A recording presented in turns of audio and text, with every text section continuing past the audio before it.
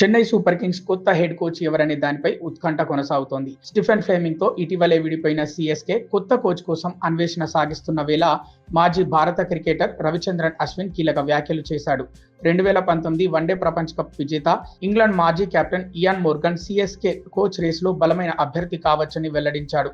తన యూట్యూబ్ ఛానల్లో మాట్లాడిన అశ్విన్ మోర్గాన్ పేరు బలంగా వినిపిస్తోందని, ఇప్పటికే ఈ విషయంపై ప్రాథమిక చర్చలు జరుగుతున్నట్లు తనకు సమాచారం ఉందని చెప్పాడు. అయితే మోర్గాన్ ఈ ఏడాది బాధ్యతలు స్వీకరిస్తాడా, లేక మరొకరు ముందుగా జట్టును నిర్మించి ఆ తర్వాత మోర్గాన్ బాధ్యతలు తీసుకుంటాడా అనే రెండు అవకాశాలు ఉన్నాయని అశ్విన్ అభిప్రాయపడ్డాడు.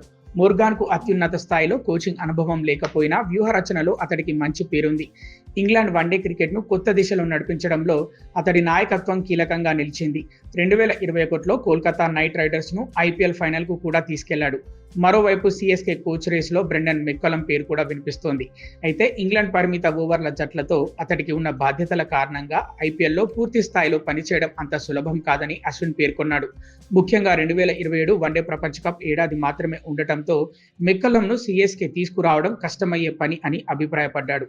అయితే అశ్విన్ చేసిన మరో వ్యాఖ్య కూడా సిఎస్కే అభిమానుల్లో ఆసక్తి పెంచుతోంది. ధోని మరో ఏడాది జట్టును నడిపించే అవకాశం కూడా ఉందని అతను చెప్పుకొచ్చాడు. ప్రస్తుత పరిస్థితుల్లో సిఎస్కేకు కొత్త కోచ్ నియామకం కొంత ఆలస్యమయ్యే అవకాశం ఉందని అభిప్రాయపడ్డాడు. ఇదే సమయంలో ఆటగాళ్ల ట్రేడింగ్, జట్టు నిర్మాణంపై కీలక నిర్ణయాలు తీసుకోవాల్సి ఉంది. ఈ నేపథ్యంలో వెంటనే కొత్త కోచ్ను నియమించకుండా ధోని నాయకత్వంలో మరో ఏడాది జట్టును నడిపించడం సరైన మార్గమని అభిప్రాయపడ్డాడు.